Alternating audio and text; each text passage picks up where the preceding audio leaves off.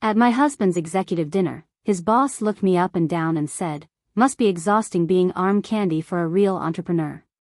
Do you ever get tired of spending his money?" The entire ballroom erupted in laughter, including Owen, my husband of 16 years. I set down my champagne and smiled. "Mr. Beaumont, how does it feel knowing this arm candy owns 49% of Beaumont Industries and sits on your board under a shell company? Before we jump back in, tell us where you're tuning in from, and if this story touches you, make sure you're a subscriber, because tomorrow, I've saved something extra special for you." His face went white. The laughter died instantly. But I'm getting ahead of myself. Let me take you back to this morning, when I was still playing the role of the perfect corporate wife.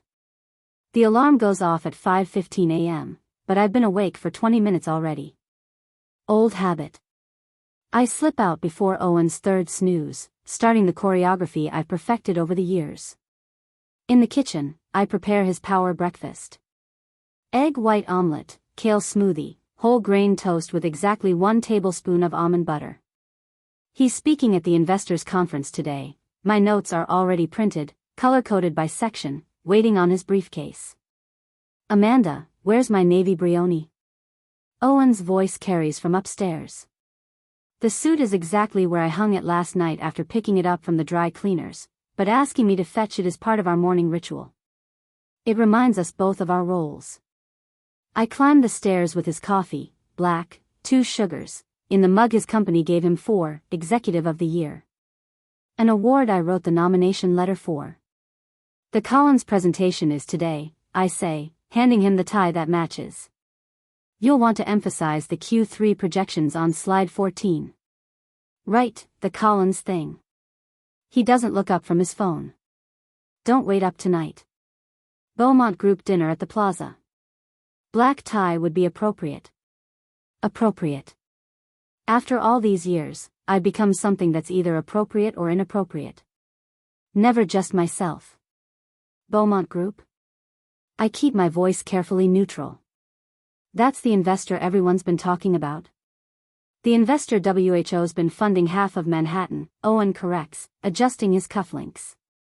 "Nobody knows who Mr. Sterling actually is. Operates through lawyers and shell companies. But he's attending tonight, first public appearance in 5 years.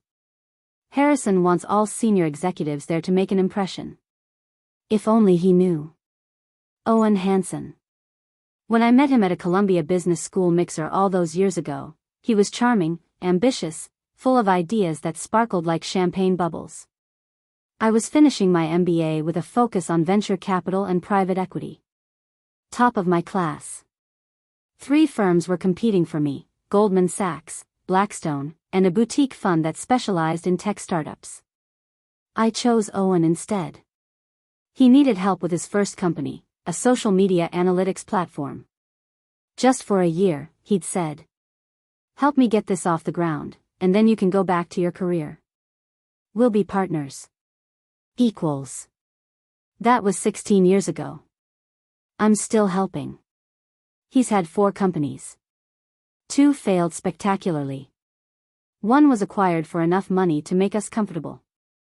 And now there's his position at Beaumont Industries, the enterprise software giant where he's director of strategic partnerships. What Owen doesn't know, what nobody knows, is that when his second startup was circling the drain 8 years ago, drowning in debt with investors pulling out, I used my trust fund from my late father to bail him out. Not directly. Through a shell company I created called Artemis Capital Group.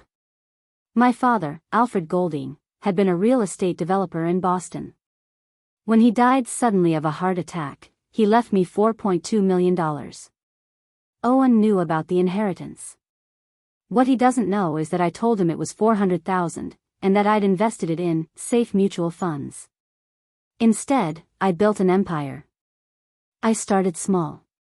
Bought distressed properties in Brooklyn before the neighborhood renaissance. Flipped them. Used those profits to invest in early-stage startups, the ones Owen passed over because they weren't sexy enough, weren't in the right sector, weren't founded by people from the right schools. Those boring startups made me $30 million over 8 years. Then I started acquiring shares. Quietly. Strategically. In companies where Owen worked. In companies where his friends worked. In Beaumont Industries, where he spent the last 4 years climbing the corporate ladder, never knowing that I own enough shares to influence board decisions. I'm not just a silent investor. I'm a ghost in the machine. After Owen leaves for his board meeting, the one where they'll discuss Q4 projections I've already reviewed through my proxy, I brew myself a proper cup of coffee. Not the basic drip I make for him, but the single-origin Ethiopian beans I keep hidden behind the flour container. Small rebellions. My phone chimes. A text from Phoebe Maxton, my attorney and the only person who knows everything. Board meeting starts in 15. Your proxy votes are locked in. Beaumont's European expansion proposal will pass 7-4. Owen will think he influenced the decision with his presentation. I smile into my coffee. Owen spent 3 weeks on that presentation. I spent 3 hours reviewing the actual financials and determining it was a sound investment. My vote, hidden under the name Artemis Capital Group, represented by proxy, was the swing vote that mattered. Another text from Phoebe, tonight's going to be interesting. Beaumont always gets theatrical at these dinners. You sure you want to do this? I type back, not yet. Just watching. Waiting. You've been waiting for years, Mal. She's right, but I'm not ready. Not quite yet. At noon, I meet my mother for lunch at Le Bernardin. She's already seated when I arrive, her silver hair in a perfect chignon, wearing Chanel-like armor. Geneva Maxton, she took back her maiden name after my father died, has never quite forgiven me for choosing Owen over Goldman Sachs. You look tired, she says instead of hello. Are you sleeping? I'm fine, Mom. You always say that. She studies me over her wine glass. Your father used to say that too. Right before his second heart attack. The waiter takes our order, Dover sole for her, salmon for me, and disappears. Owen has a big dinner tonight, I say, trying to redirect. At the plaza. How lovely for Owen. Her tone could freeze vodka. And you'll be there as his accessory, I assume? Mom. Your father left you that money so you could be independent, Mallory. So you could build something of your own. Not so you could play house with a man who introduces you as, my wife Mallory. She keeps the home fires burning. She spears a piece of bread with unnecessary force. Do you know what he said at the Hendersons' party last month? I don't want to know, but she tells me anyway. He said, Mallory's the reason I can focus on my career. She handles all the little things so I can think big picture. Little things. As if managing his entire life is comparable to sorting mail. My chest tightens. I'd heard him say it. I'd been standing right there, holding his coat, smiling like it didn't gut me. I handle more than that, I say quietly. I know you do, sweetheart. Her expression softens. I just wish he knew it too. After lunch, I return home to prepare for tonight. The dress Owen selected is hanging in my closet, a black Valentino gown, elegant and conservative. Safe. Unnoticeable. I stare at it for a long moment, then reach for something else. A deep emerald green dress I bought last year and never wore because Owen said it was too much. Too bright. Too noticeable. Too me. I'm sliding it on when my phone rings. Owen. Hey, babe, quick thing, can you call my dry cleaner? I need my tuxedo shirt pressed again. The collar wasn't crisp enough. Not, hello. Not, how are you? Just a task. Your tuxedo is already perfect, I say. I picked it up yesterday. Yeah, but the collar, just call them, okay? I need to look sharp tonight. Beaumont's going to be watching everyone. Beaumont's going to be watching everyone. Including me. But Owen doesn't think of it that way. Sure, I say. I'll call them. You're the best. Oh, and wear the black Valentino, okay? Not anything too flashy. Preparing and narrating this story took us a lot of time, so if you are enjoying it, subscribe to our channel, it means a lot to us. Now back to the story. Some of the bored wives will be there, and you know how they are. After he hangs up, I look at myself in the mirror wearing the green dress. It fits perfectly. The color brings out my eyes. I look like someone who matters. I take it off and reach for the black Valentino. Not yet, I tell myself. Not yet. At 4 p.m., my phone chimes with an email notification. It's the quarterly report from Artemis Capital Group's portfolio. My assistant, a sharp woman named Chloe Wooler who thinks she works for a reclusive male investor, has compiled everything. Total portfolio value, $47.3 million.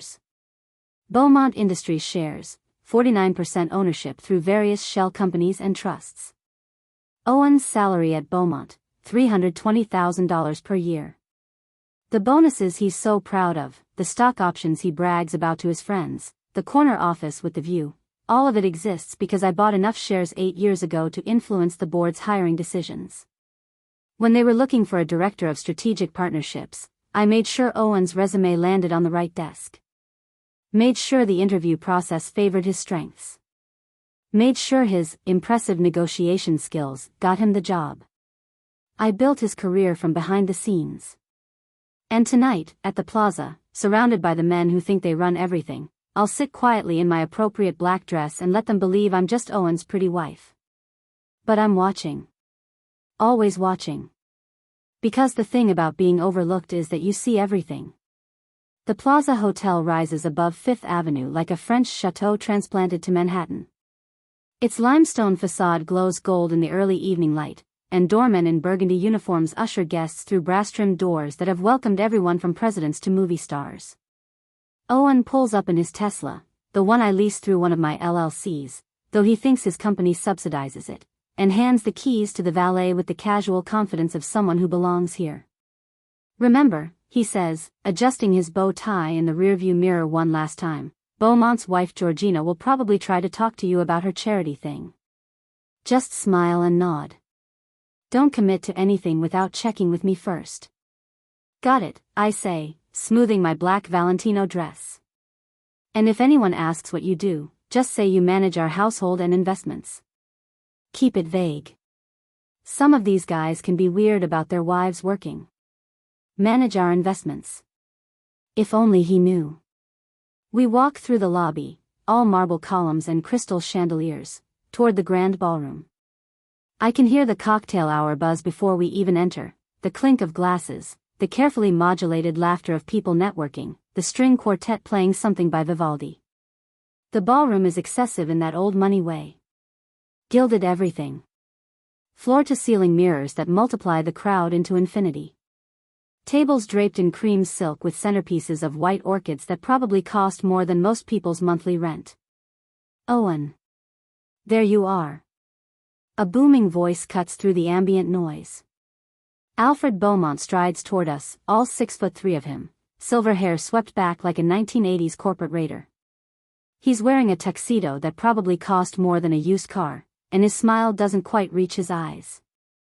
Behind him trails his wife Georgina, a former model who's maintained her figure through what I suspect is pure spite and a personal trainer she definitely doesn't need. "Alfred, Georgina." Owen shakes his hand with that firm grip he practiced in the mirror. "Thank you for hosting. This is incredible. Well, we like to do things properly." Alfred's eyes slide over me the way you'd assess furniture. "And this must be Mallory. Owen talks about you constantly." "Does he?" I extend my hand, and Alfred takes it limply, already losing interest. "Oh yes. Says you keep him organized, keep the ship running smoothly at home. That's so important, isn't it, Georgina? Behind every successful man and all that." Georgina's smile is practiced perfection. "Absolutely. I always say my real job is making sure Alfred can focus on what matters." Her diamond bracelet catches the light as she touches my arm. "We should chat later about the Children's Hospital Gala. I'm on the committee, and we always need volunteers for the silent auction setup." "That sounds lovely," I say, because that's what I'm supposed to say. Owen's already scanning the room, calculating. I can see him cataloging who's here, who's talking to whom, where the real power is concentrated. He doesn't notice when Alfred and Georgina drift away mid-conversation, pulled into another orbit of more important people. There's Gary Sheehan, Owen mutters, nodding toward a barrel-chested man with a red face and loud laugh. VP of Operations. I need to talk to him about the European expansion. Stay here, okay? Circulate. Be charming. And he's gone. I stand there in my appropriate black dress, holding a glass of champagne I haven't sipped, watching my husband work the room like he's campaigning for office. First time at one of these? A voice beside me, warm and slightly amused. I turn to find a woman about my age, maybe 40, with dark hair twisted into an elegant updo and wearing a burgundy gown that actually has personality. She's holding 2 champagne flutes and offers me one. Is it that obvious? I ask.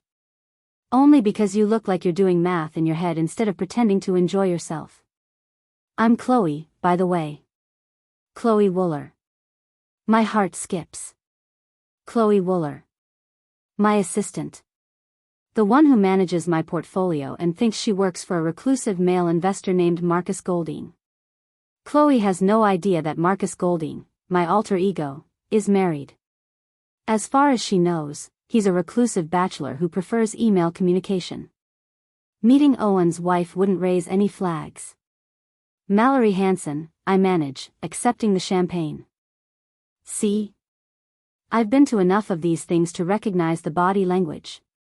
Chloe takes a long sip of champagne. Want to know a secret? I hate these dinners. Everyone performing success at each other, the wives competing over whose charity is more important, the husbands measuring their careers like it's a sporting event. Then why come? I ask. Because William needs me to. Because it's part of the deal when you marry ambitious men. She meets my eyes, and there's something knowing in her expression.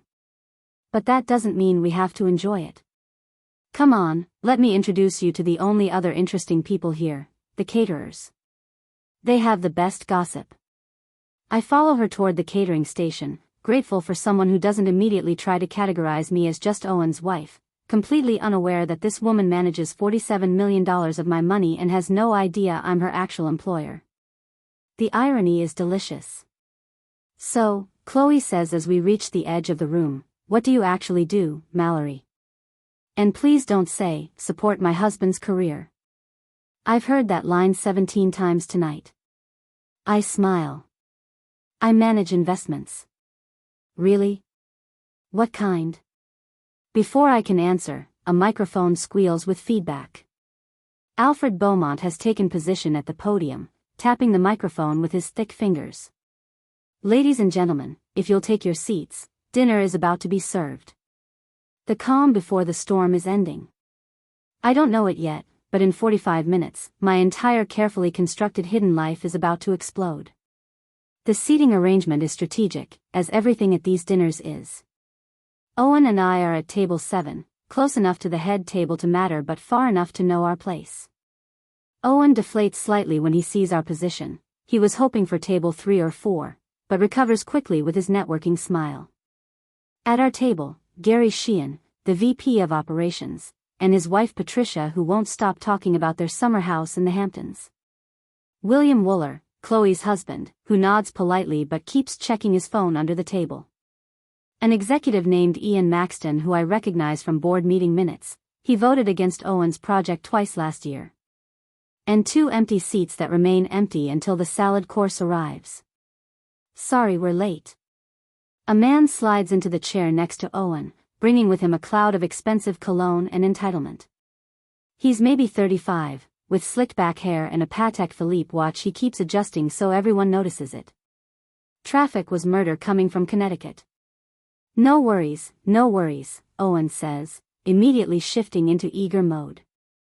Mallory, this is Ian Golding, VP of Strategic Development. Ian, my wife Mallory. Ian's handshake is designed to crush. The famous Mallory. Owen talks about you in meetings sometimes. Says you're the reason he can focus on the big picture. His smile doesn't reach his eyes. Must be nice having someone handle all the household stuff. It has its rewards, I say neutrally. I bet. My ex-wife used to complain about that, wanting her own career and all that feminist stuff. That's why she's my ex-wife. He laughs at his own joke. No one else does. Dinner arrives in waves. First course, butter lettuce salad with champagne vinaigrette. Owen barely touches his, too busy leaning toward Ian, trying to make conversation about the European expansion. The market analysis shows tremendous opportunity in Germany and France, Owen says. The penetration rates for enterprise software are. Yeah, I read your presentation. Ian cuts him off, already bored. Solid work. Very thorough. Did your wife help you with the PowerPoint? My assistant does mine. Women are better at that stuff, making things pretty. Owen laughs. Actually laughs. Mallory's good at keeping things organized. Something cold settles in my stomach. The main course arrives, filet mignon with truffle butter.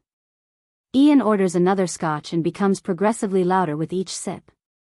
So Mallory, he says during the entree, his voice carrying to nearby tables, what exactly do you do all day while Owen's out here building empires? I manage our investment portfolio, I say evenly. Investment portfolio. He grins at the other men at the table. That's adorable. Like, what, your 401k? Index funds? It's a bit more complex than that, I say. I'm sure it feels complex, he says with exaggerated sympathy. But let me guess, safe stuff, right? Bonds, maybe a few blue chips. Nothing too risky because, it's scary out there for people who don't understand markets. William Wooler shifts uncomfortably. Gary Sheehan suddenly becomes very interested in his potatoes. Owen says nothing, just cuts his steak with careful precision. Actually, I start, but Ian isn't finished. See, this is what's wrong with society now. Everyone thinks they're an expert. You watch a few YouTube videos about investing and suddenly you're giving advice.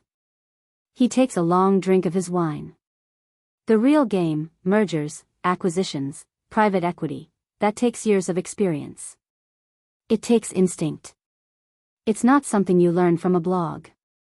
I have an MBA from Columbia, I say quietly. Oh, Columbia. Very impressive. Ian's voice drips with condescension. When did you graduate? 16 years ago. 16 years. He whistles low. So you've been out of the game for, 15 years? Let me tell you, sweetheart, the markets have changed a little bit since then. Everything you learned is probably obsolete. Sweetheart. He actually called me sweetheart. Owen is studying his wine glass like it contains the secrets of the universe. Not defending me. Not saying a word.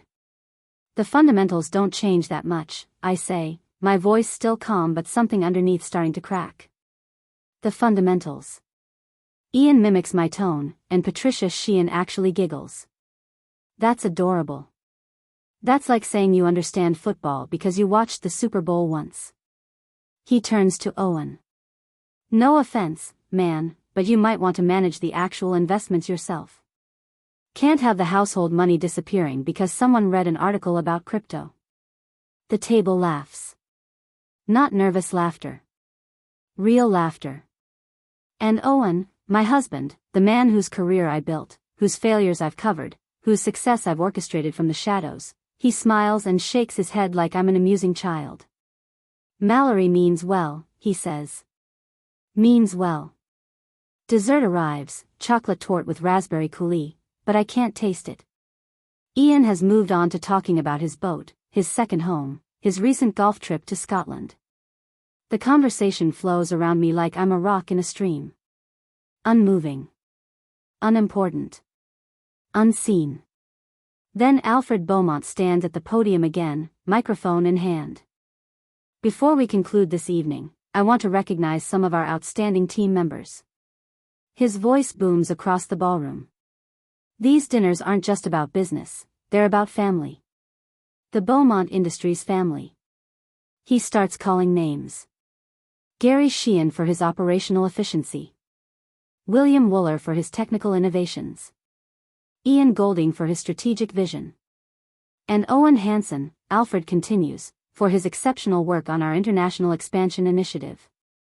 Owen, stand up. Take a bow. Owen stands, his face flushed with pride and wine.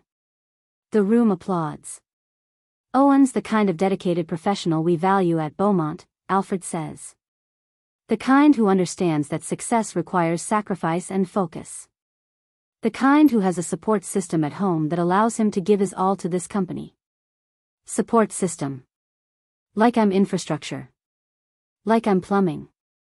Now, I haven't met everyone's spouses tonight, Alfred continues, scanning the room, but I see Owen's wife there. Mallory, is it? Every head turns toward me.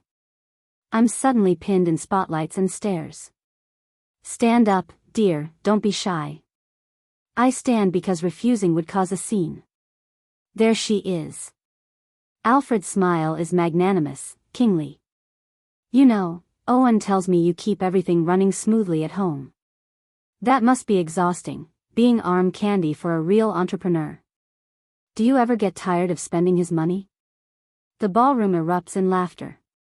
Not polite chuckles. Real, genuine laughter that echoes off the gilded walls and crystal chandeliers. Ian Golding is doubled over. Patricia Sheehan is wiping tears from her eyes. Gary Sheehan slaps the table. Even Georgina Beaumont, the perfect corporate wife, has a hand over her mouth, her shoulders shaking. And Owen. Owen is laughing too. His head thrown back, his mouth wide open, finding genuine humor in my humiliation. That's when something inside me breaks. Not cracks. Breaks. Completely. Years of being small, being quiet, being appropriate, it all shatters in an instant. I'm still standing. Everyone's still laughing. Alfred Beaumont is basking in his own wit, pleased with himself for getting such a good reaction. I reach into my clutch, the small black Judith Lieber that cost $3,000 and holds almost nothing, and pull out my phone. My hands are perfectly steady. Mr. Beaumont, I say. My voice cuts through the laughter like a scalpel. The laughter dies in sections. First the people closest to me, who see my face and realize something has shifted. Then the neighboring tables, responding to the sudden silence. Finally, the entire ballroom goes quiet, like someone pulled the plug on the party. Alfred Beaumont is still smiling, still basking in his moment, until he notices that no one else is laughing anymore. Yes, dear, he says, his tone dripping with condescension. Did you want to say something? I have a question, I say. My voice is steady, calm, almost pleasant. How does it feel knowing this arm candy owns 49% of your company? The silence goes from quiet to absolute. You could hear a champagne bubble pop. Alfred's smile freezes on his face. I'm sorry, what? Artemis Capital Group, I say clearly, so everyone can hear. The private equity firm that bailed out Beaumont Industries 8 years ago when you were 3 weeks from bankruptcy? That's me. I'm Artemis Capital Group. Alfred's face is transitioning from ruddy confidence to pale confusion. That's not possible. Artemis is run by Marcus Golding. I've never met him, but... Marcus Golding is a shell identity I created using my father's surname, I interrupt. My father was Alfred Golding.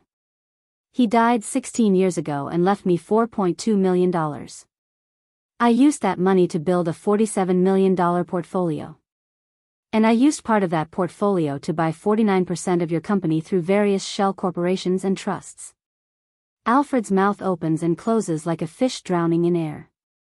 I turn to Owen, who's frozen in his seat, his champagne glass halfway to his lips. You thought my inheritance was $400,000, I say to my husband. You thought I invested it in mutual funds. Instead, I built an empire. Every company you've worked for in the last 8 years? I own pieces of them. That Tesla you drive? I lease it through one of my LLCs. This loft we live in? I bought it. In cash. Owen's glass slips from his fingers. It doesn't shatter, the carpet is too plush, but champagne spreads across the white tablecloth like a stain of realization. Mallory, what are you? He starts, but his voice cracks. 8 years ago, when you were drowning in debt from your second failed startup, when investors were pulling out and creditors were calling every hour, I saved you. I'm still standing, still calm, while my entire table looks like they've been hit with a freeze ray. I created Artemis Capital Group and orchestrated the investment in Beaumont Industries because Alfred here was looking for a director of strategic partnerships, and I made sure your resume landed on his desk. Alfred's face has gone from pale to gray. You're saying you manipulated our hiring process? I'm saying I made sure Owen got the interview. What he did with that interview was up to him. I glance at my husband, who looks like he might vomit into his filet mignon. Though I did coach him on the presentation. And I did write most of his strategic analysis. And I did proofread every email he sent during the negotiation process. Ian Golding, the VP who called me sweetheart, has gone completely silent. His Patek Philippe watch suddenly looks very small on his wrist. This is insane, Alfred says, but his voice wavers. You're claiming you're a major shareholder, but anyone can claim. I tap my phone screen and turn it toward him. The display shows my brokerage account. Specifically, the holdings under Artemis Capital Group. Beaumont Industries, 49% ownership across 12 different shell companies and trusts. Current value, $32.4 million. Call your head of legal, I say calmly. Thomas Sheehan. He's probably home right now having dinner with his family. Call him and ask about the shareholder meeting next month. Ask him who controls enough shares to influence the board. Alfred's hand trembles as he pulls out his phone. The entire ballroom is watching him dial. No one is even pretending not to stare. Thomas, Alfred says when the call connects, his voice tight. I need you to pull up our major shareholders list. Specifically, I need to know about Artemis Capital Group. There's a pause. Alfred's face goes through several color changes, white to red to purple. And how much do they control? Another pause. 49%. I see. And do we know who the beneficial owner is? His eyes snap to me. Thank you, Thomas. We'll discuss this Monday. He ends the call. The ballroom is so quiet I can hear the string quartet in the lobby playing Pachelbel's canon. It's true, Alfred says, more to himself than anyone else. You're Marcus Golding. I'm Mallory Hanson, I correct. Marcus Golding was a convenience. A name that got taken seriously in boardrooms. A name that got returned phone calls. A name that people assumed belonged to a man because, well, I gesture around the ballroom, look where we are. Chloe Wooler is staring at me with her mouth open. She manages my portfolio. She sends me quarterly reports. She's been working for me for 6 years and thought she was working for a reclusive male investor who preferred email communication. Mrs. Hanson, she says slowly. You're my employer? I am. And you're excellent at your job, Chloe. The portfolio growth has exceeded my projections every single quarter. William Wooler looks at his wife, then at me, then back at his wife like he's watching a tennis match played with grenades. Gary Sheehan has gone completely red. Patricia has stopped talking about the Hamptons. And Ian Golding, the man who called me sweetheart, who mocked my MBA, who said I was probably losing the household money on crypto, looks like he's been slapped with a frozen fish. But you're just, he starts, then stops, because finishing that sentence will only make things worse. Just a housewife? I ask pleasantly. Just Owen's support system? Just arm candy? I turn back to Alfred Beaumont, who's clutching his phone like it's a life preserver. Here's something else you should know, I say. That European expansion you're planning? The one Owen has been working on for 3 months? I've already reviewed the financials. The market analysis is sound, but your projected timeline is aggressive by 14 months. You'll need additional capital by Q3 next year, or you'll overextend and risk another bankruptcy situation. Alfred's mouth is hanging open. I voted in favor of the expansion at last week's board meeting, I continue. Through my proxy, obviously. The vote passed 7-4. My vote was the swing vote. Owen thinks his presentation convinced the board. It was actually the 40-page financial analysis I had Chloe prepare and submit under the Artemis Capital Group letterhead. Owen makes us sound like he's been punched in the stomach. So to answer your original question, Mr. Beaumont, I gather my clutch and wrap my shawl around my shoulders. It feels exhausting being arm candy for a real entrepreneur. So exhausting that I had to become the entrepreneur instead. The silence is deafening. Enjoy the rest of your dinner, I say. I have an early morning. Board meetings wait for no one. I walk toward the exit. My heels click against the marble floor. Every single person in that ballroom is watching me leave. Behind me, I hear Owen's chair scrape back. Mallory, wait. But I don't wait. I don't look back. I walk through the gilded doors of the grand ballroom, through the lobby with its crystal chandeliers and marble columns, past the doormen in their burgundy uniforms, and out onto Fifth Avenue where the night air is cool and clear. My phone chimes. A text from Phoebe, please tell me you didn't just do what I think you did. I text back, I did exactly what I think I did. Her response is immediate, good. It's about damn time. I stand on the corner of Fifth Avenue and Central Park South, watching yellow cabs stream past like a river of light, and I realize something. For the first time in 16 years, I feel visible. We stand there for what feels like hours but is probably only minutes. I'm halfway down Fifth Avenue when I hear running footsteps behind me. Owen, out of breath, his bow tie crooked and his tuxedo jacket flapping open. Mallory, stop. Please just stop. I keep walking. A taxi slows, thinking I'm hailing it, but I wave it on. You can't just drop a bomb like that and walk away. He catches up to me, grabs my arm. Not rough, but desperate. What the hell was that back there? I stop walking and turn to face him. Under the streetlights, his face is a mess of confusion, anger, and something that might be fear. That was the truth, I say simply. The truth? You humiliated me in front of my entire company. In front of Alfred Beaumont. Do you know what this means for my career? Your career. I laugh, and it comes out sharp and bitter. Owen, you don't have a career. You have a performance I've been funding and directing for 8 years. That's not. He runs his hands through his hair, making it stand up in ways his stylist would hate. You lied to me. About the inheritance, about the investments, about everything. I didn't lie. I just didn't correct your assumptions. I start walking again, and he follows. You assumed my father left me $400,000 because that's what you wanted to hear. You assumed I invested it safely because that's what you thought a woman should do.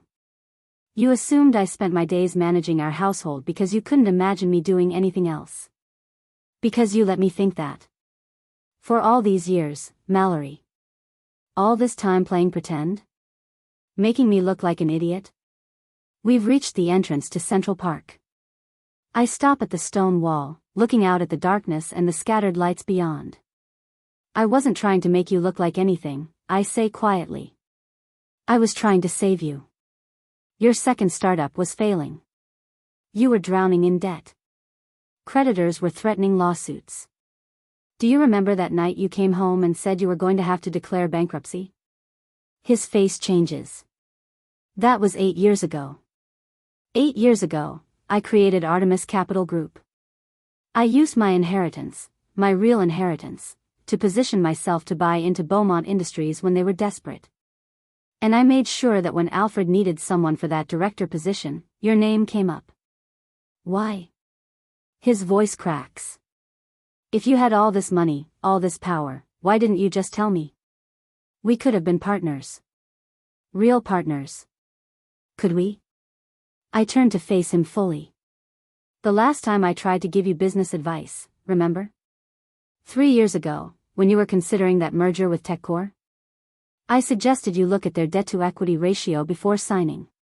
You patted my head and said it was cute that I was interested, but you had it handled. He flinches. Or 2 years ago, when I mentioned that the market was overvalued and maybe you should diversify your portfolio. You laughed and said I'd been watching too much CNBC.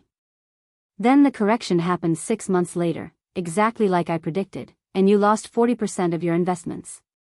That's different. It's not different, Owen. Every time I showed even a hint of financial knowledge, you dismissed it. You wanted a wife who kept your life organized, who made you look good at parties, who asked how your day was and listened to you explain things I already understood better than you did. Messages start flooding in. I glance down at my screen. Phoebe, Beaumont's lawyer, just called me. They want an emergency meeting Monday morning. Chloe, I can't believe I've been working for you this whole time. We need to talk. Unknown number, Mrs. Hanson, this is Thomas Sheehan, Beaumont's head of legal.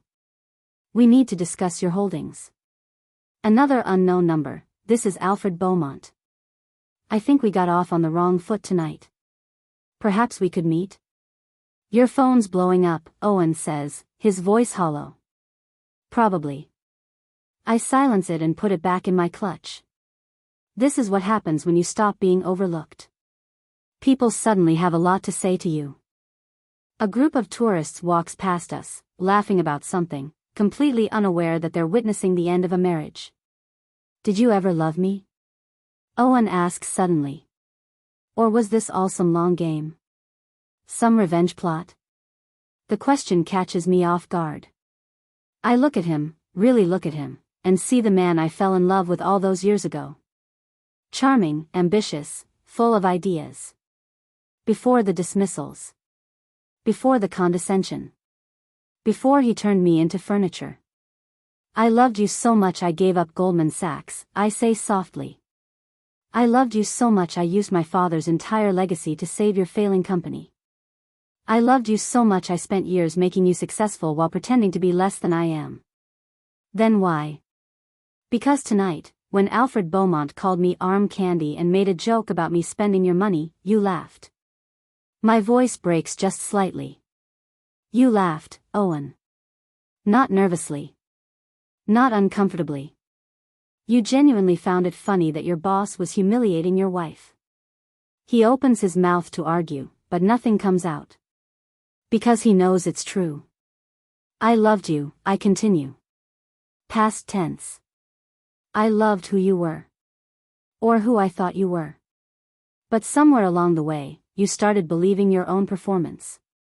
You started thinking you really were the brilliant businessman who did it all himself. And I became the little woman at home who kept things organized. I can change, he says desperately. We can start over. Real partners this time. Owen. I say his name gently, like you'd speak to someone who's already lost but doesn't know it yet.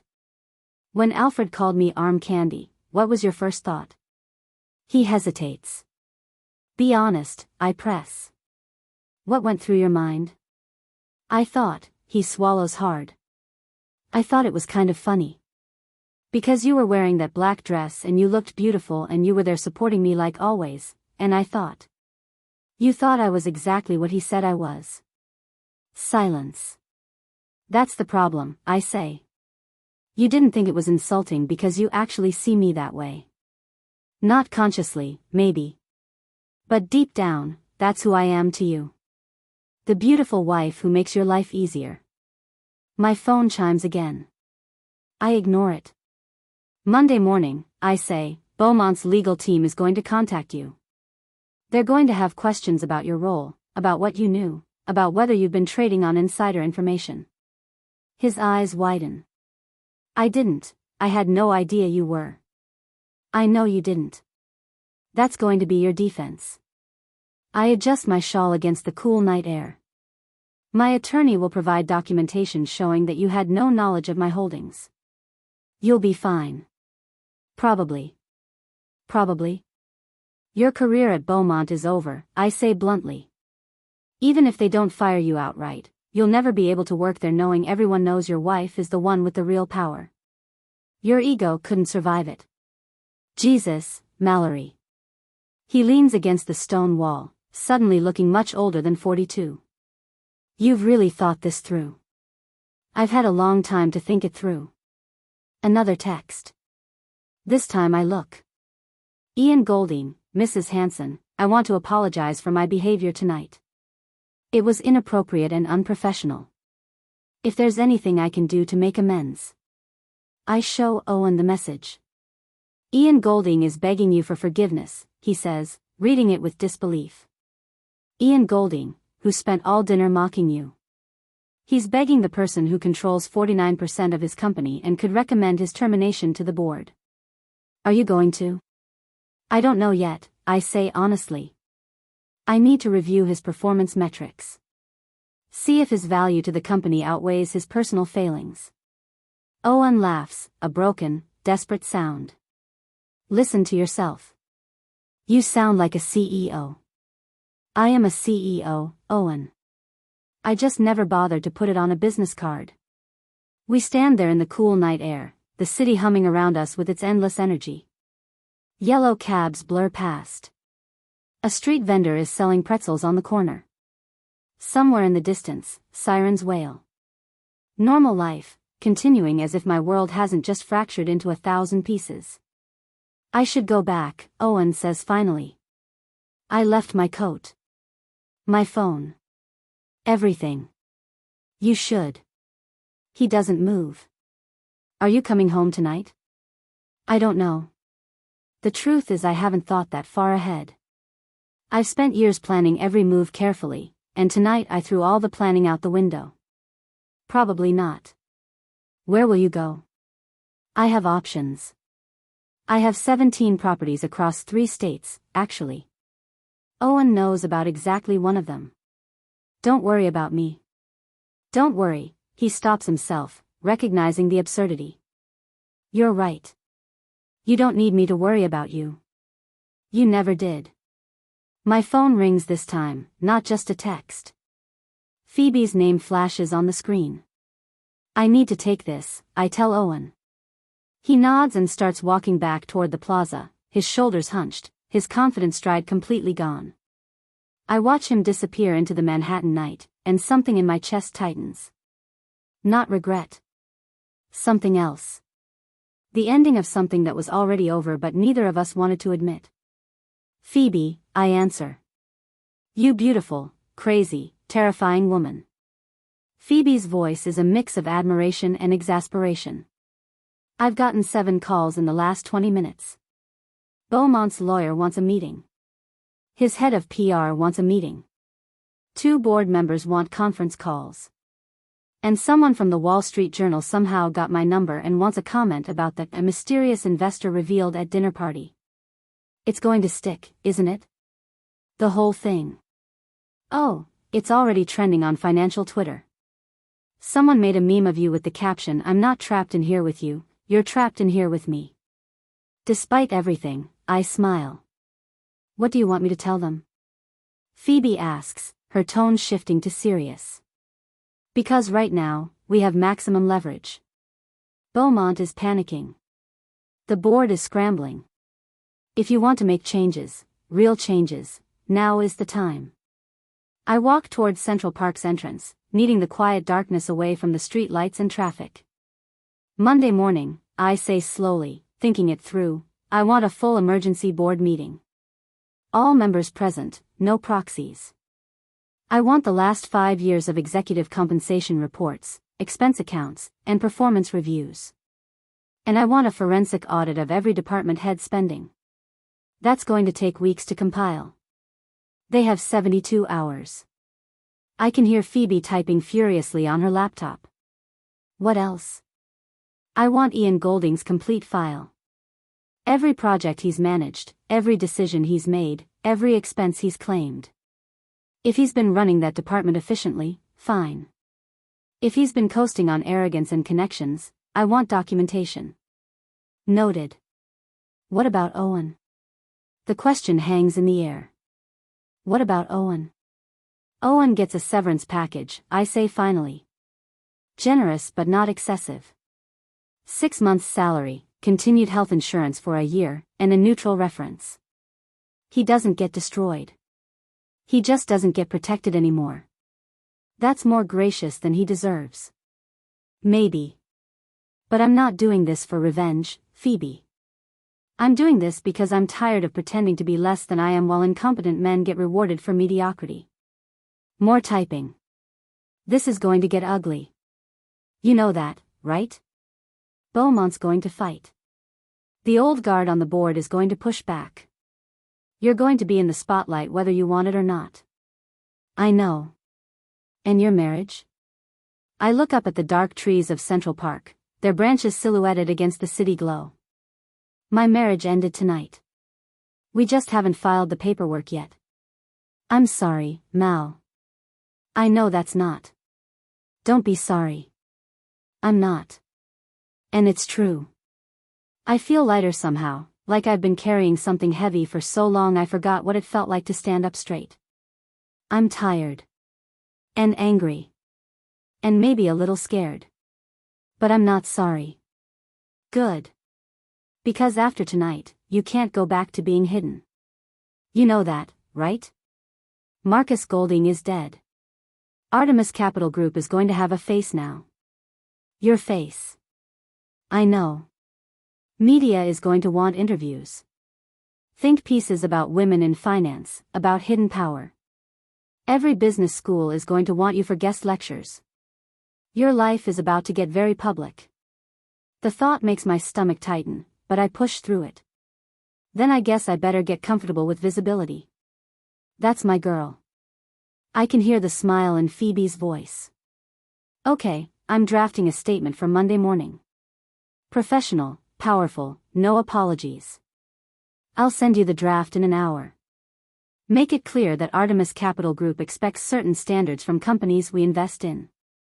Standards that include transparent accounting, merit-based advancement, and respectful workplace culture. Oh, I like that. The respectful workplace culture part is going to make them sweat. Good. They should sweat. We hang up, and I'm alone again in the dark at the edge of Central Park. Messages continue flooding in, people who dismissed me for years suddenly desperate to talk to me now that they know I matter. One text catches my eye. Chloe Wooler, I need to resign. I can't work for you knowing what I said at dinner. About hating these events. I basically complained about you to you. I type back, you complained about the events, not about me. And you were right, they are boring. Don't resign. We have work to do. And call me Mallory, not Mrs. Hanson. That feels weird now. Her response is immediate, are you sure? Chloe, you've grown my portfolio by 47% over 6 years. You're brilliant at your job. I'm not losing you because we had one awkward dinner. Besides, someone needs to help me figure out what to wear to board meetings now that I can't hide behind Marcus Golding. Oh my God. I can't believe I'm texting with my actual boss. This is surreal. Wait until you realize you've been accidentally honest with me for 6 years. I know about your complaints about the market analysis software and your theory that Gary Sheehan is cooking his numbers. I'm dying. I'm actually dying. Don't die. I need you alive for Monday's board meeting. We're something powerful. We're burning this old boys club to the ground. Another text comes through. This time from Alfred Beaumont himself. Mallory, we should talk before Monday. Perhaps breakfast. I think we can work through this misunderstanding. Misunderstanding. As if he didn't call me arm candy in front of 200 people. I text back, Mr. Beaumont, there's no misunderstanding. Monday morning, 9 a.m., full board meeting. I'll be presenting my recommendations for restructuring. See you then. His response, this is highly irregular. We typically give board members more notice. I own 49% of your company. I'm not asking permission. I'm informing you of my schedule. No response after that. I start walking home, or at least to one of my homes. The penthouse in Soho that I bought 3 years ago through an LLC. Owen doesn't even know it exists. 2 bedrooms, floor-to-ceiling windows, a view of the city that makes you feel like you're floating above it all. As I walk, I compose a mental list of everything that needs to happen in the next 72 hours. Monday, board meeting. Establish authority. Present findings. Tuesday, begin executive review process. Make examples where necessary. Wednesday, hold a company-wide town hall. Let employees know that change is coming. After that, rebuild. Properly this time. With merit, not connections. With transparency, not backroom deals. With respect, not mockery. My phone chimes one more time. A text from a number I don't recognize. Mrs. Hanson, this is Patricia Sheehan, Gary's wife. I just wanted to say, what you did tonight was extraordinary. I've been going to these dinners for 20 years, being ignored and patronized, and I always thought that's just how it was. Thank you for showing us it doesn't have to be. I stop walking. This is why it matters. Not revenge. Not even justice, really. But the possibility that some other woman, sitting at some other table, being dismissed as someone's plus one, might see what I did tonight and realize she doesn't have to stay hidden either. I text back, thank you, Patricia. That means more than you know. Then I put my phone away and walk home through the Manhattan night, no longer hidden, no longer small, ready for whatever Monday brings. I don't sleep that night. Not really. I lie in the king-sized bed in my Soho penthouse, the one Owen has never seen, and watch the city lights paint patterns on the ceiling. My phone sits on the nightstand, buzzing every few minutes with new messages, new reactions, new consequences rippling outward from what I did at the plaza. At 3 a.m., I give up on sleep and brew an espresso from the Italian machine I bought myself last year. While it pours, I open my laptop and start working. By 6 a.m., I have a 93-page document outlining every questionable decision made by Beaumont Industries' executive team in the last 5 years. Chloe sent over the raw data at 4 a.m., apparently she couldn't sleep either, and I've been organizing it into a presentation that will end careers. Ian Golding's expense reports alone are damning. $470,000 in client entertainment over 3 years. Dinners at restaurants that don't exist. Hotel stays in cities where there were no client meetings. A company credit card used at a casino in Atlantic City on a Tuesday afternoon when he was supposedly at a conference in Boston. Gary Sheehan's department has been bleeding money for 18 months, but every quarterly report shows steady growth. The numbers don't add up. Literally. Someone's been cooking the books, and I have spreadsheets that prove it. And Owen. My husband. His expense reports are clean, I made sure of that, managing his spending from behind the scenes. But there's something else in his file that makes my stomach turn. 3 years ago, a junior analyst named Rebecca Chin submitted a proposal for improving client retention. It was brilliant, data-driven, innovative, exactly the kind of thinking Beaumont needed. Owen submitted the exact same proposal 2 weeks later under his own name. Rebecca left the company 6 months after that. I find her on LinkedIn. She's working at a smaller firm now, doing well, but she should be at Beaumont. In Owen's position. Getting Owen's salary. I add her name to a list I'm making. People who deserve better. At 7 a.m., there's a knock on my door. Phoebe, looking exhausted but energized, carrying 2 boxes of files and her laptop bag. You look terrible, she says, pushing past me into the apartment. Good morning to you too. I've been up all night with Beaumont's lawyers. They're panicking, Mal, really panicking. She drops the boxes on my dining table. They want to offer you a board seat. Make this whole thing official, bring you into the fold peacefully. I already have a board seat. Through my proxy. A public board seat. Your name in the annual report. An office. The works. Phoebe starts pulling documents from the boxes. They think they can control you if they make you part of the establishment. They're wrong. I told them that. They didn't listen. She spreads papers across the table like she's dealing cards. Here's what else I found. Alfred Beaumont's son-in-law? He's been on the payroll for 4 years as a consultant. Makes $200,000 a year. His only qualification is being married to Alfred's daughter. He's 28 and has never worked anywhere else. I add his name to the list of problems. And get this, Phoebe pulls up something on her laptop. 3 women have filed HR complaints against Ian Golding in the past 2 years. Inappropriate comments, unwanted touching at company events, creating a hostile work environment. All 3 complaints were quietly settled with NDAs and cash. HR buried it. How much cash? Total? $850,000. Company money used to cover up harassment. I feel something cold settle in my chest. Ian Golding is done. Agreed. But Mal, if you fire him, he'll claim it's retaliation for last night. He'll say you're using your position to punish someone who embarrassed you. Let him claim it. I have documentation. 3 women. $850,000. That's not retaliation, that's accountability. The morning passes in a blur of documents and strategy sessions. By 8 a.m., calls start coming in. First, Thomas Sheehan, Beaumont's head of legal. Mrs. Hanson, I'm hoping we can discuss Monday's meeting before. There's nothing to discuss, Thomas. I'll see you at 9.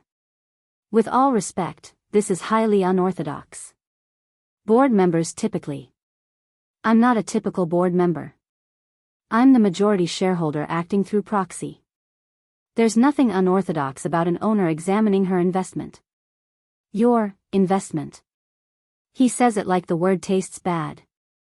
Mrs. Hanson, Alfred has been running this company for 25 years. He built it into bankruptcy. I saved it. There's a difference. I hang up. Second, Owen. Mallory, please. We need to talk about this. I came home last night and you weren't there. Your clothes are still in the closet but I'm not coming back, I finish. Owen, we're done. I'll have my attorney contact you about separation. Separation? Mal, we can work through this. Couples therapy, or therapy can't fix years of you not seeing me. I'm standing at the window now, looking down at the city waking up. I'm not angry anymore. I'm just done. Is this about the money? Because we can restructure everything, make it all joint accounts, real partners like I said. It's not about money. It's about respect. And you lost mine when you laughed last night. I wasn't laughing at you, everyone was laughing and I didn't want to seem like you were defending your wife. The words come out sharper than I intended. That's exactly my point, Owen. When it mattered, when I needed you to stand up for me, you chose your career. Your image. Your comfort. You always have. Silence on the other end. Phoebe will send over the papers, I say quietly. You'll be fine. The severance package is generous. You're smart and capable when you're not coasting on my work. You'll land somewhere else. I don't want somewhere else.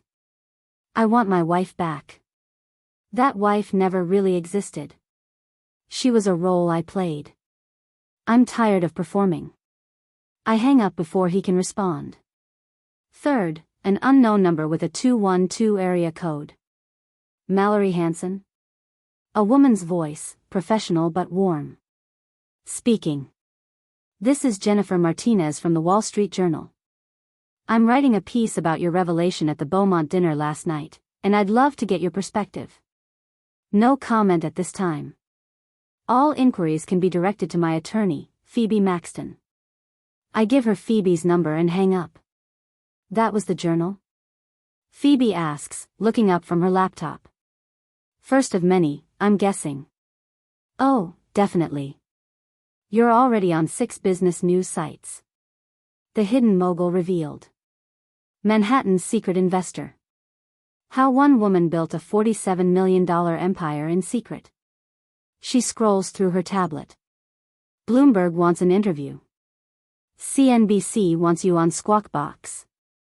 And someone from Forbes wants to know if you'll be on their list of America's self-made women. Self-made is generous. I started with my father's money. You turned 4 million into 47 million. That's self-made in my book. By 11 a.m., the internet has discovered me. Not just financial news sites, but social media, gossip blogs, forums. Everyone has an opinion about what I did. Some of the comments are supportive. This is the energy we need. Burn it all down. Imagine being so confident you don't know your wife runs your whole world. Others are vicious. Gold digger plays the long game. Probably lying. Women always exaggerate. If she was so smart, why did she need to hide behind a man's name? That last one stings because it's true. I did hide behind a man's name. For 8 years, I pretended to be Marcus Golding because I knew that Mallory Golding Hanson wouldn't get the same respect. Wouldn't get the same return calls. Wouldn't be taken seriously in boardrooms full of men like Alfred Beaumont and Ian Golding. Stop reading the comments, Phoebe says without looking up from her work. Nothing good ever came from reading the comments. She's right, but I can't help it. Sunday passes in intensive preparation. Chloe comes over in the afternoon with more files, more evidence, more ammunition. We spread everything across my dining table until it looks like a war room. I still can't believe I've been working for you this whole time, Chloe says for the 10th time. All those emails where I complained about board decisions, about executive incompetence. You were right about most of it, I tell her. Your instincts are excellent. That's why I hired you. You hired me? I thought I applied through a recruiting firm. I own the recruiting firm. Well, one of them. She stares at me. How many companies do you own? Pieces of? 47. Outright? 11. Jesus. It's not as impressive as it sounds. Most of them are small, LLCs for real estate holdings, shell companies for investment vehicles. Only Beaumont is a major operation. Only Beaumont, she repeats. Only a company with 800 employees and annual revenue of $600 million. Tomorrow, the real work begins. Monday morning arrives cold and sharp. I dress carefully, a charcoal gray Armani suit, not black. Black is for funerals. Gray is for business. I pair it with my grandmother's pearl necklace, the one my father gave me after she died. Something real, something mine, something that existed before Owen. Phoebe arrives at 7:30 with coffees and final revisions to the presentation. Ready to burn it down? She asks. Ready to rebuild it properly, I correct. We arrive at Beaumont Industries headquarters at 8:45 a.m. The building is all glass and steel in Midtown, the kind of architecture designed to intimidate. I've driven past it hundreds of times, never thinking I'd walk through the front doors as anything other than Owen's wife picking him up for dinner. The receptionist's eyes widen when she sees me. Mrs. Hanson. We weren't, Mr. Beaumont said. I'm here for the board meeting, I say calmly. 9th floor, correct? Yes, but... I'm already walking toward the elevators. The 9th floor conference room is exactly what I expected. Massive mahogany table, leather chairs, walls of windows overlooking Manhattan. 9 people are already seated when I enter. They all turn to look at me. Alfred Beaumont at the head of the table, his face carefully neutral. Thomas Sheehan, the head of legal, looking nervous. Gary Sheehan, no relation, though they pretend there is, sweating through his shirt collar. Ian Golding trying to look confident and failing. William Wooler, Chloe's husband, studying his notepad intently. And 4 other board members I recognize from proxy voting records. Mallory. Alfred stands, gestures to a chair halfway down the table. Please, join us. We have a lot to discuss. I'll stand, I say. This won't take long. I connect my laptop to the presentation screen. Phoebe takes position by the door, legal pad ready, looking like a guardian angel in Louboutins.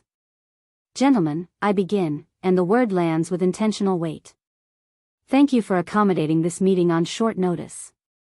I know it's irregular, but then again, so is discovering your majority shareholder has been operating under a pseudonym for 8 years.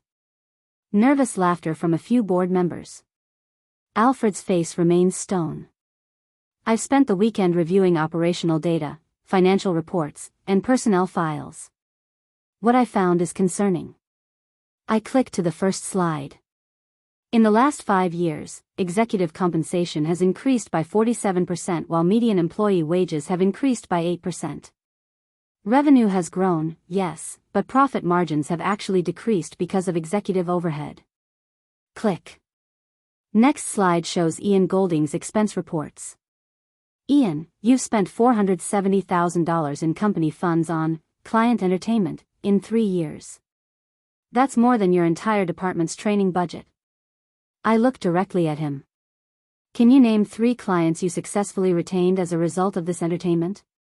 His face goes red. Those numbers are confidential. Nothing is confidential from the majority shareholder, I cut him off. And I'll take your inability to name even one client as an answer. Click. Gary Sheehan's cooked books. Gary, your department shows consistent growth in every quarterly report, but when I cross-reference with actual client retention data, the numbers don't match. You've been presenting revenue projections as actual revenue. That's fraud. Gary stands up. Now wait just a minute. Sit down, I say quietly. I'm not finished. He sits. Click. The harassment settlements. 3 women. $850,000 in settlement money. All complaints against the same executive, all buried by HR, all signed with NDAs that protected the company's reputation at the expense of employees' safety. Ian's face has gone from red to white. Those were consensual, those women were. Those women were your subordinates who filed official complaints about unwanted physical contact and verbal harassment. The power dynamic alone makes consensual irrelevant. But let's not debate it, because I have emails from HR explicitly stating they buried the complaints to avoid bad publicity. Alfred finally speaks. Mallory, I understand you're upset about Friday night, but using your position to air internal matters. I'm not upset, Alfred. I'm done. I click to the next slide. Here's what's going to happen. Effective immediately, Ian Golding is terminated for cause. Gary Sheehan is suspended pending a full forensic audit of his department. If the fraud investigation confirms what I suspect, he'll be terminated and will refer the matter to the SEC. You can't just, Alfred starts. I can. I own 49%. I've secured proxy votes from 3 other board members who agree with these changes. I nod toward William Wooler and 2 others who have the decency to look uncomfortable but nod back. That gives me controlling interest in this vote. The room is dead silent. Furthermore, I continue, we're implementing a new executive compensation structure. Bonuses will be tied to company-wide performance metrics, not individual deals. That includes median employee wage growth, retention rates, and workplace satisfaction scores. This is insane, Ian says, standing up. You can't restructure an entire company because your feelings got hurt at a dinner party. I turn to him. This has nothing to do with my feelings, Ian. This has to do with you spending $500,000 of company money on personal expenses, then calling me sweetheart when I tried to discuss investment strategy. The first part is embezzlement. The second part just made it personal. I want to speak to my lawyer, he says. Good. You're going to need one. Security will escort you out. You have 30 minutes to clear your desk. 2 security guards I positioned outside the conference room enter on cue. Ian looks at Alfred, waiting for him to intervene. Alfred says nothing. As Ian is escorted out, I turn back to the remaining board members. I'm not here to destroy this company. I'm here to fix it. Beaumont Industries was on the verge of bankruptcy 8 years ago, and I invested my money, my real money, not company funds, to save it. I've watched from behind the scenes while mediocre men promoted other mediocre men, while talented employees were overlooked because they didn't golf at the right club or drink at the right bar. I click to the final slide. A photo of Rebecca Chen. This is Rebecca Chen. 3 years ago, she submitted a brilliant proposal for improving client retention. Owen Hansen, my husband, submitted the same proposal 2 weeks later under his own name. Rebecca left the company 6 months after that. She should be sitting in Owen's office right now. Instead, she's at a competitor, and we lost her because we reward theft over innovation. William Wooler shifts uncomfortably. He was on the committee that approved Owen's promotion.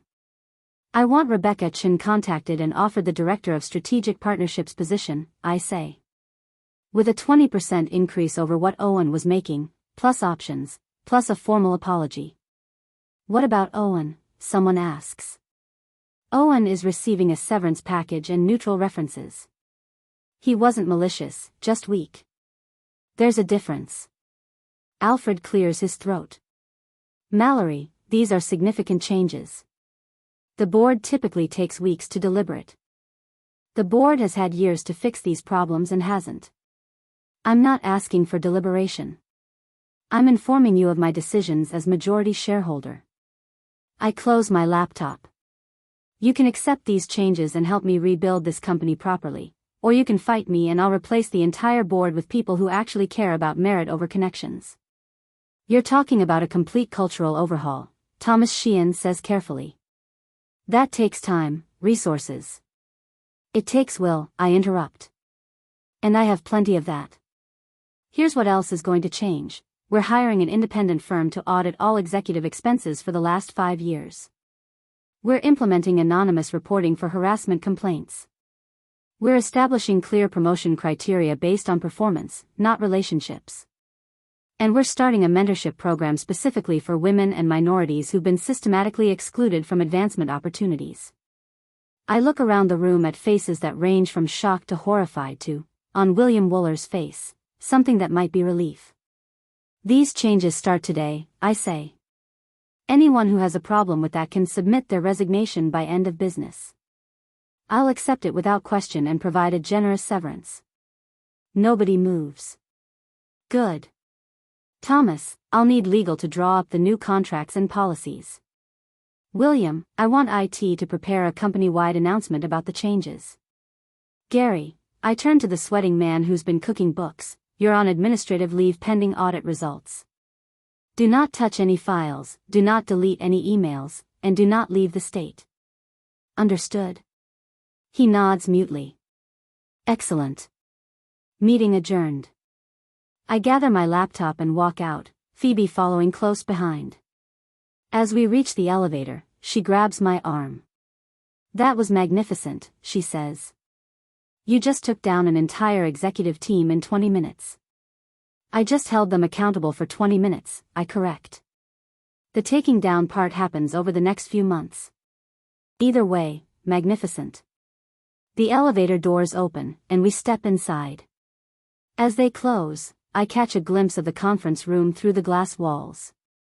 Alfred Beaumont is slumped in his chair. The remaining board members are arguing among themselves. Thomas Sheehan is already on his phone, probably calling more lawyers. The old guard is crumbling. And I'm just getting started. 6 months later, I'm standing in the same 9th floor conference room, but everything is different. The mahogany table is the same. The leather chairs haven't changed. But the people sitting in them are new. Rebecca Chen occupies the seat where Owen used to sit, presenting quarterly numbers that show actual growth, not inflated projections. 3 new board members, 2 women and 1 man, have replaced the ones who quietly resigned rather than face the new accountability standards. Ian Golding is working at a mid-sized firm in New Jersey now, making 1/3 of what he used to. The harassment settlements became public record after one of the women decided to break her NDA and speak out. Her bravery inspired the other 2. They filed a class action lawsuit. Beaumont Industries settled for an undisclosed amount, and I personally matched the settlement from my own funds and donated it to an organization supporting women in corporate environments. Gary Sheehan is facing federal charges. The SEC investigation found 18 months of systematic fraud, revenue inflation, expense manipulation, falsified projections. His lawyer is trying to negotiate a plea deal. Owen is living in a one-bedroom apartment in Brooklyn and working as a consultant for a startup. From what I hear through mutual connections, he's actually good at it. Without the pressure to be the star, without the need to claim credit for other people's work, he's found his level. We're divorced now, finalized 3 weeks ago in a brief, quiet proceeding where we split assets according to what each of us actually contributed. Which meant I kept almost everything, and he didn't contest it. Mallory? Rebecca's voice pulls me back to the present. Did you want to add anything about the Q3 projections? I look at the numbers on the screen. Revenue up 17%. Employee retention up 23%. Workplace satisfaction scores, a metric we never tracked before, show significant improvement across all departments. No, I say. You've covered it perfectly. Great work, Rebecca. She smiles, genuinely smiles, and continues her presentation. After the meeting, I return to my office. My actual office now, not a secret apartment or a home desk hidden behind scrapbooking supplies. It's on the executive floor, with my name on the door, Mallory Hanson, Chief Investment Officer. Not CEO. Alfred Beaumont remains in that role, but he's on a shorter leash now, and he knows it. He's actually been remarkably effective once he understood the new rules. Merit matters, character matters, and nobody is untouchable. My phone chimes. A text from Chloe, lunch? I found a new place in Tribeca that has amazing ramen. Chloe and I have become actual friends in the past 6 months. Not just employee and employer, but real friends who meet for lunch and complain about board meetings and text each other memes at midnight. Her husband William has become one of the most vocal supporters of the culture changes at Beaumont, which surprised everyone including his wife. I text back, 1 p.m. I have a call with Goldman about the European expansion. Look at you, taking calls with Goldman. Remember when you turned down their job offer? That was a different life. A worse life. Definitely a worse life. At noon, my mother calls. We've been talking more since the divorce, real conversations, not just pleasantries over country club salads. How are you doing? She asks, and I know she means it. I'm good, Mom. Actually good, not just saying it. I saw the Wall Street Journal profile. Your father would have been so proud. The profile ran last month, The Hidden Investor, How Mallory Hanson Built an Empire in Secret. It was fair, balanced, and honest about my mistakes, hiding behind a male identity, enabling Owen for too long, waiting all those years to stand up for myself. I think Dad would have been disappointed it took me so long, I say. Maybe. But he always said the best investors know when to hold and when to fold. You held your position until the perfect moment to reveal it. She pauses. Though I still think you could have done it without the dramatic dinner party scene. I laugh. Where's the fun in that? After we hang up, I walk to the window and look out at Manhattan. The city that witnessed my humiliation and my resurrection. The city that made me unseen and then couldn't stop looking at me. My phone chimes again. An email from Patricia Sheehan, Gary's now ex-wife. She divorced him 2 weeks after the fraud charges were filed. Mallory, thank you for the recommendation. I start at the foundation next month as the director of operations. I never thought I'd have a career again at 53. You gave me that. The foundation. The Phoenix Foundation, I'd named it, because sometimes you have to burn everything down before you can rise from the ashes. It launched 4 months ago with an endowment of $10 million from my personal funds. Its mission, supporting women whose careers were derailed by marriage, caregiving, or corporate discrimination. We've already given out 47 grants. Sent 32 women back to school. Helped 19 women start businesses. Connected 63 women with mentors and job opportunities. Patricia's email continues. I've been volunteering with the Grant Review Committee, and some of these women's stories, Mallory, there are so many of us. So many brilliant women who disappeared into supporting roles and forgot they were supposed to have lives of their own. What you're doing matters. Don't let anyone tell you different. I won't. At 2 p.m., I have a video call with a woman named Sarah Jenkins. She's applying for a foundation grant to finish her PhD in biochemistry. She left her program 8 years ago when her husband's career took off and they had twins. Now the twins are in school, her marriage is ending, and she wants to return to her research. Why now? I ask her during the interview. Because I'm 41 and if I don't do it now, I never will, she says. Her voice is steady, but I can see the fear underneath. And because I saw your story, the plaza dinner, everything that happened after, and I thought, if she can rebuild at 43, maybe I can too. You can, I tell her. And you will. The grant is approved. She cries. Right there on the video call, she just cries. I understand. I've cried too, in the past 6 months. Not sad tears, but release tears. The tears that come when you finally stop holding your breath after years of suffocation. Evening arrives, and I'm back in my Soho penthouse, the one that's truly mine, that Owen never contaminated with his presence.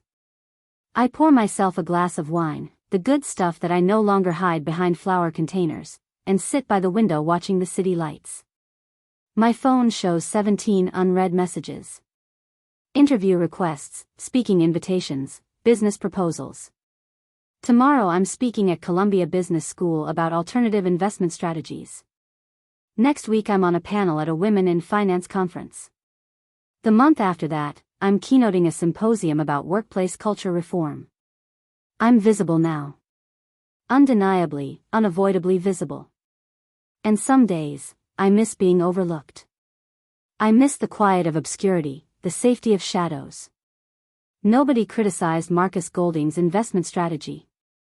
Nobody questioned whether he deserved his success. Nobody asked him how he balanced work and family or whether he felt guilty about his choices. But Marcus Golding was a ghost. A convenient fiction. A mask I wore because I was afraid to show my face. Mallory Hansen is real. Flawed, complicated, angry, hopeful, scared, powerful, all of it, all at once, all visible. My phone chimes one more time. A text from an unknown number. Mrs. Hansen, you don't know me. My name is Jessica Torres. I'm a junior analyst at Beaumont. I just wanted to say thank you. Before you came, I was passed over for promotion 3 times. Men with less experience and worse performance got the jobs. Last week, I was promoted to senior analyst. My manager said it's because of the new merit-based criteria you implemented. I have a 5-year-old daughter. She's going to grow up in a different world because of what you did. Thank you. I read it twice, then save it in a folder on my phone labeled, Why It Mattered. There are 43 messages in that folder now.